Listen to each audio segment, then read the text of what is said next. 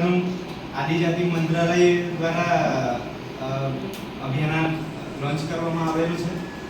એટલે ministry of tribal affairs government of India, એટલે આ અભિયાન ભારતના 29 રાજ્યો અથવા કેન્દ્ર શાસિત પ્રદેશોમાં જ્યાં જ્યાં આદિવાસી લોકોની વસ્તી છે, એસટી એસસી કમ્યુનિટી છે, ત્યાં આ આદિકર્મયોગી અભિયાન સરકારે ચાલુ કરેલું છે.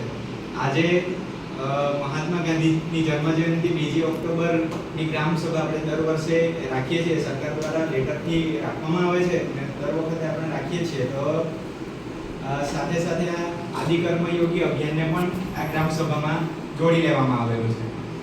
એટલે એમ તો આપણે બધા શિક્ષણ વિભાગના અંદર જે કંઈ કાર્ય કરવાનું આવે એ પોતાની રીતે કરે જ છે. આરોગ્ય વિભાગ પોતાની રીતે કાર્ય કરે જ છે. આંગણવાડી આઈસીડીએસ ડિપાર્ટમેન્ટ છે, ખેતીવાડી ડિપાર્ટમેન્ટ છે, પછી પંચાયત છે, પછી ડીજીવીસીએલ છે, પોલીસ ડિપાર્ટમેન્ટ, આ મતલબમાં તમામ ડિપાર્ટમેન્ટો પોતપોતાના કાર્યક્ષેત્રમાં જે તે વસ્તુ આવે છે એ તો બધું જ કામ કરે છે. સરકારની વખતની સૂચના, કંઈ કાર્યક્રમો કરવાના હોય તો તે એ પ્રમાણે બધું થાય જ છે.